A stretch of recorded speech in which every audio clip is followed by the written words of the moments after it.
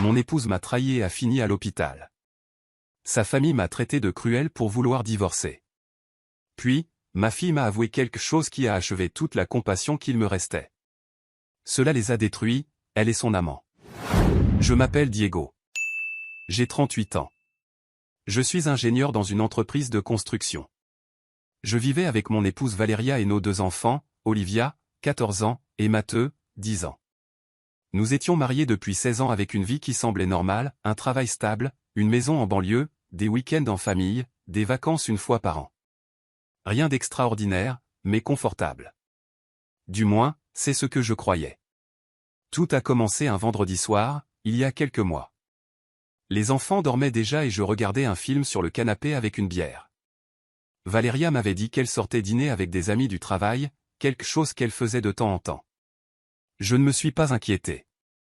Je lui faisais confiance. Vers 23 heures, le téléphone a sonné avec un numéro inconnu. J'ai répondu et une voix grave de l'autre côté a dit « Monsieur Diego, je suis le docteur Ramir de l'hôpital central. Votre épouse, Valeria, est ici. Elle a eu un grave accident. Venez le plus vite possible. » Mon cœur a fait un bond. Mais que s'est-il passé? Elle va bien, ai-je demandé. Mais le médecin a dit qu'il valait mieux expliquer en personne. J'ai réveillé les enfants rapidement. Je leur ai dit que maman avait eu un accident et que nous allions à l'hôpital. Olivia a été très effrayée. Matteo se frottait juste les yeux, confus. J'ai conduit vite, les mains tremblantes sur le volant. À l'hôpital, une infirmière m'a conduit directement aux urgences. Valeria était dans un lit, méconnaissable.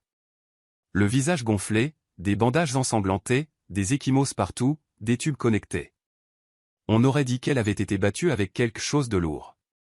Le médecin m'a expliqué, elle a été agressée dans un motel proche.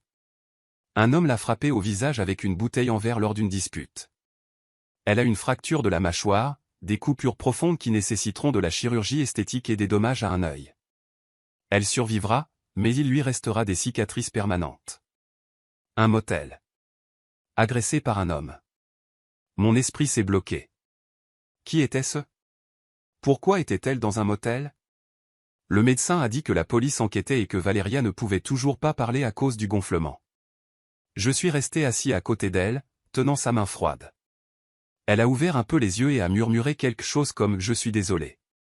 Je n'ai pas bien compris. J'ai alors appelé ma belle-mère pour qu'elle vienne s'occuper des enfants dans la salle d'attente. Olivia ne voulait pas y aller. Elle demandait sans cesse ce qui s'était passé. Matteo pleurait. J'ai passé la nuit là sans dormir, à regarder Valeria sous sédation. La police est arrivée à l'aube. Un officier m'a expliqué, des témoins au motel ont vu Valeria entrer avec un homme. Ils se sont disputés fort dans la chambre. Il l'a frappé avec une bouteille et s'est enfui. L'homme était Fabiano, son patron dans l'entreprise où Valeria travaillait comme secrétaire. Fabiano. Ce nom me semblait familier parce que Valeria le mentionnait parfois. Mon patron est exigeant. Fabiano m'a donné un bonus. Mais, dans un motel? Les pièces ont commencé à s'assembler. Depuis 8 mois, Valeria avait été étrange. Elle rentrait tard du travail, sortait plus souvent avec ses amis. Elle était distante avec moi au lit, toujours avec son téléphone à la main. J'ai pensé que c'était le stress du travail ou l'âge. Je n'avais jamais imaginé une infidélité. J'ai eu l'impression de recevoir un coup de poing dans l'estomac. Une trahison totale.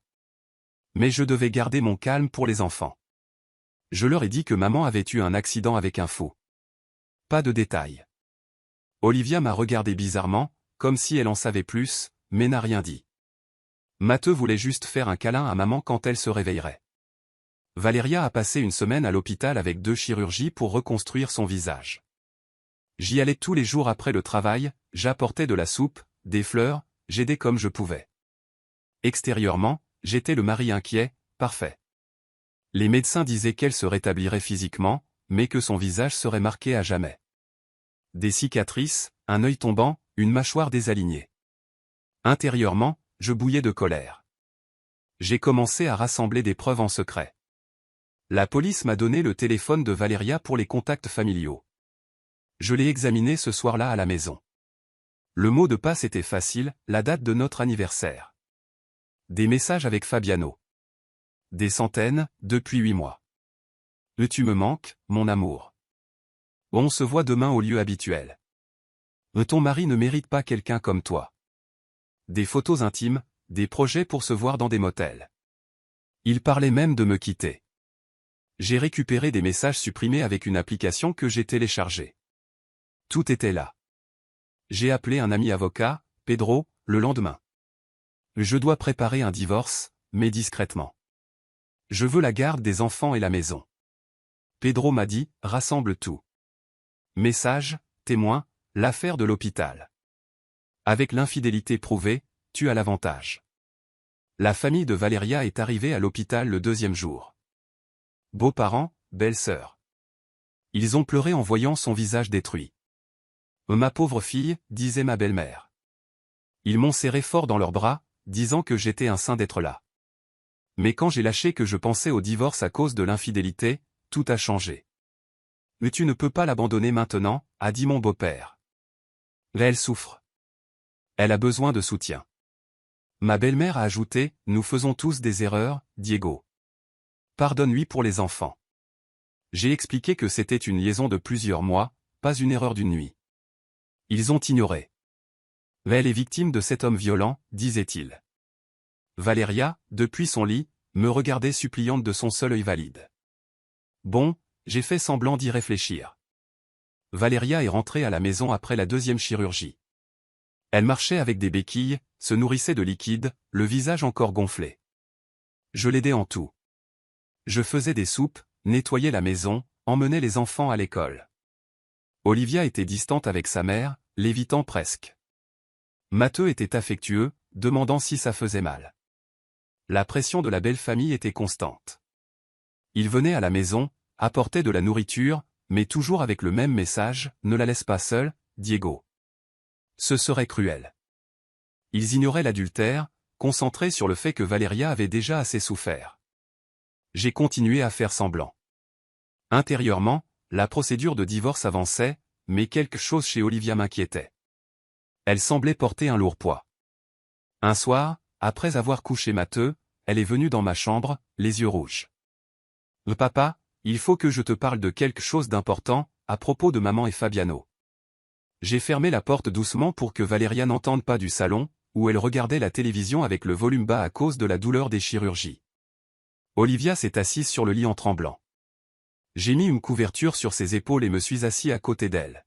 « Calme-toi, ma fille. Dis-moi quand tu seras prête. Tu es en sécurité ici, toujours. » Elle a respiré profondément plusieurs fois, comme si les mots lui brûlaient la gorge. Elle regardait le sol, serrant ses mains. « Papa, il y a quelques mois, quand tu étais en voyage d'affaires, sur ce grand chantier dans le Nord, maman a invité Fabiano à la maison. Elle a dit que c'était pour revoir des documents importants du travail qui ne pouvaient pas attendre. J'étais dans ma chambre à faire mes devoirs. Je suis descendu pour prendre un verre d'eau dans la cuisine et je les ai vus dans le salon. Ils étaient très proches, ils s'embrassaient. Mon sang s'est glacé, mais j'ai gardé mon calme pour ne pas l'effrayer davantage. Continue, ma chérie. Je t'écoute. Olivia a dégluti avec difficulté. Maman a reçu un appel du travail, ou c'est ce qu'elle a dit, et elle est montée à l'étage pour répondre. Fabiano m'a vu dans la cuisine, depuis le salon, et m'a fait signe de la main. Viens ici, Olivia. Assieds-toi avec moi un peu en attendant ta mère. Je me suis assise sur le canapé, loin de lui, mais il s'est rapproché très près. Il a commencé à dire des choses étranges, que j'étais très jolie pour mon âge, que je ressemblais à maman quand elle était jeune, que j'avais de beaux yeux. Il a touché ma jambe, au-dessus du genou. J'ai essayé de me lever, mais il a attrapé mon bras avec force et m'a tiré vers lui. Il m'a embrassé de force, papa. Il a mis sa langue. Il sentait l'alcool. J'ai été dégoûté et effrayé. J'ai essayé de le repousser, mais il était plus fort. Les larmes coulaient sur son visage. Je l'ai serré fort dans mes bras, contenant ma propre colère, qui me brûlait à l'intérieur. Olivia, tu es la personne la plus courageuse du monde de me raconter ça. Continue quand tu pourras. Maman est descendue à ce moment précis et a tout vu. Elle a crié fort, l'a poussé et lui a dit de quitter la maison immédiatement. Maintenant. Fabiano a ri, comme si c'était une blague, a dit que c'était juste une plaisanterie entre adultes et qu'il ne s'était rien passé. Il est parti tranquillement. Je pleurais sur le canapé, je tremblais. Je pensais que maman allait me réconforter, qu'elle appellerait la police ou qu'elle te téléphonerait. Mais après le départ de Fabiano, maman m'a emmené dans ma chambre et m'a dit de ne rien dire à personne. Elle a dit que Fabiano avait trop bu, que c'était une erreur, que si je parlais, papa serait très en colère contre elle et que la famille serait détruite. Elle m'a fait promettre le silence, encore et encore. Elle a dit que si je parlais, tout le monde me blâmerait pour avoir détruit le mariage, que ce serait de ma faute si on se séparait. J'ai eu le souffle coupé. Ma fille de 14 ans, agressée sexuellement dans sa propre maison par l'amant de sa mère, et Valéria l'avait forcée à se taire pour sauver sa liaison secrète. La colère que je ressentais pour l'infidélité n'était rien comparée à cela. C'était une haine pure, profonde, qui me faisait trembler, mais je ne pouvais pas exploser devant Olivia. Elle avait besoin de force maintenant. « Olivia, regarde-moi dans les yeux », ai-je dit de la voix la plus calme possible. « Rien de tout cela n'est de ta faute. Pas le moindre petit peu. Tu n'as rien fait de mal. Fabiano est un monstre, un criminel, et maman a commis quelque chose d'impardonnable en ne te protégeant pas et en t'obligeant à te taire. Tu es incroyablement courageuse de me le raconter maintenant. Nous allons faire en sorte que Fabiano paie pour ce qu'il t'a fait, et maman devra affronter les conséquences pour avoir couvert cela. Mais tu es en sécurité avec moi, toujours. Personne ne te fera plus de mal. » Olivia a pleuré davantage, mais cette fois c'était des larmes de soulagement. Elle m'a serré fort dans ses bras, comme quand elle était petite. Je l'ai laissée se libérer jusqu'à ce qu'elle se calme. Je lui ai donné de l'eau. J'ai promis que le lendemain, nous parlerions avec des spécialistes et avec la police. Mais tu n'es pas seule dans cette épreuve, ma fille. Ton papa te croit à 100% et va te protéger. Cette nuit-là, je n'ai pas dormi. Mon esprit ne s'arrêtait pas. Des images de Fabiano touchant ma fille, de Valéria le protégeant. J'ai appelé Pedro, mon avocat, même s'il était tard. Je lui ai tout raconté, à voix basse, depuis le garage. C'est de l'abus sexuel sur mineur et complicité, Pedro. Je veux que Fabiano aille en prison et que Valéria perde tout dans le divorce. Pedro a été direct, porté plainte demain même. Emmenez Olivia dans un centre spécialisé. Avec son témoignage et les examens, vous obtiendrez la garde totale et des accusations criminelles solides. À l'aube, j'ai emmené Olivia dans une clinique pour victimes d'abus sur mineurs. Une psychologue l'a interrogée seule d'abord, puis en ma présence. Olivia a tout répété, avec des détails qui me faisaient mal à entendre. Ils ont fait des examens physiques, malgré les mois passés, ils ont trouvé des signes internes cohérents avec un abus forcé. La psychologue a confirmé un traumatisme émotionnel sévère, de l'anxiété, des cauchemars, une culpabilité intériorisée. Elle a recommandé une thérapie immédiate et un soutien familial. Nous avons porté plainte dans l'après-midi même, dans un commissariat avec une unité spécialisée pour les mineurs. Une agente a pris la déposition d'Olivia dans une pièce douillette, enregistrée. J'ai attendu à l'extérieur, marchant de long en large, nerveux. La police a agi rapidement. Ils ont fait une perquisition au domicile de Fabiano dans la soirée et l'ont arrêté. Ils ont trouvé des messages sur son ancien téléphone où il se vantait auprès d'un ami d'avoir chopé la fille de sa maîtresse. Cela a constitué une preuve supplémentaire. Valéria a appris la nouvelle lorsque la police est venue à notre maison pour l'interroger en tant que témoin et possible complice. Elle a crié qu'Olivia mentait, que c'était une adolescente qui inventait des drames pour attirer l'attention. Elle a essayé de prendre Olivia dans ses bras, mais ma fille s'est éloignée, effrayée. « Mais tu le savais et tu m'as forcé à me taire », a crié Olivia, levant la voix pour la première fois. Valéria est entrée en effondrement, mais je n'ai pas ressenti la moindre once de pitié. Sa famille a explosé le lendemain. Ma belle-mère a appelé, hystérique, « Tu détruis ta femme à cause d'un mensonge d'une gâtée. » C'est de la pure cruauté. Ils ont ignoré le rapport médical et psychologique. Mon beau-père m'a menacé d'un procès pour diffamation familiale. Mes belles-sœurs envoyaient des messages, Valéria a déjà souffert avec son visage. Ne l'as-tu pas émotionnellement aussi? Pedro a ri quand je lui ai raconté. Et qu'il porte plainte. Les preuves vont les enterrer vivants. Le divorce a avancé à la vitesse de l'éclair. Pedro a tout présenté, infidélité prolongée, dissimulation d'abus sexuels sur mineurs, négligence parentale grave. J'ai demandé la garde exclusive, la maison, les comptes bancaires, une pension alimentaire pour les enfants, et que Valeria paie la thérapie d'Olivia. Le juge a accordé la garde temporaire immédiate et a ordonné à Valeria de déménager. Valeria est partie chez ses parents, le visage marqué et l'âme détruite. La maison est devenue plus silencieuse sans elle, mais aussi plus sûre. Olivia a commencé une thérapie 2 fois par semaine et, peu à peu, retrouvait sa joie. Matteo ne comprenait pas totalement, mais ressentait le changement positif. Fabiano a tout nié au début, mais avec les preuves accumulées, des accusations graves ont été ajoutées. Il est sorti sous caution en attendant son procès, avec des restrictions strictes. Et Valeria a tenté un coup désespéré quelques semaines plus tard, le comble absolu. Valeria s'était installée chez ses parents, dans une petite maison pleine de tensions. D'après ce que Matteo me racontait après les visites supervisées car le juge avait autorisé un contact limité avec les enfants, sa grand-mère pleurait beaucoup et accusait Olivia d'inventer des choses. Mais Olivia n'y allait pas, elle refusait catégoriquement, et je la soutenais à 100%.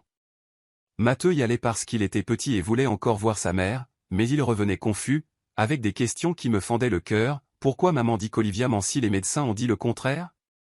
La thérapie d'Olivia se passait bien. La psychologue disait qu'elle était résiliente, qu'elle traitait le traumatisme rapidement grâce à mon soutien constant. Elle a commencé à mieux dormir, à rire avec ses amis, et même à s'inscrire à des cours de dessin en ligne, quelque chose qu'elle avait toujours voulu mais que Valeria qualifiait de perte de temps. La maison semblait plus vivante sans l'attention constante. Nous cuisinions ensemble, regardions des films le vendredi soir, et Matteo et Olivia étaient plus proches que jamais, se protégeant l'un l'autre. Le divorce avançait à toute allure. Pedro a présenté des montagnes de preuves, les messages de l'adultère, le rapport de police du motel, les examens médicaux d'Olivia, la déposition de la psychologue, et même des déclarations de collègues de Valeria confirmant que Fabiano harcelait des employés. Le juge n'a pas hésité. Garde exclusive pour moi. La maison me revient. Valeria ne pouvait emporter que ses effets personnels. Je récupérais les principaux comptes et la voiture familiale. Et elle devait payer une pension pour les enfants, plus la thérapie d'Olivia. Valeria s'est retrouvée avec le strict minimum, ses vêtements, quelques meubles et un petit revenu. Elle a emménagé dans un petit appartement en location, travaillant à temps partiel car son visage marqué rendait difficile l'obtention d'un emploi à temps plein. Sa famille continuait à m'attaquer sur les réseaux sociaux et par message, « Tu es un homme inhumain. Tu as laissé Valeria à la rue. » J'ignorais tout, bloquais les numéros. Mais le comble est arrivé un mois plus tard, quand Valeria a tenté son coup de maître. C'était un samedi matin.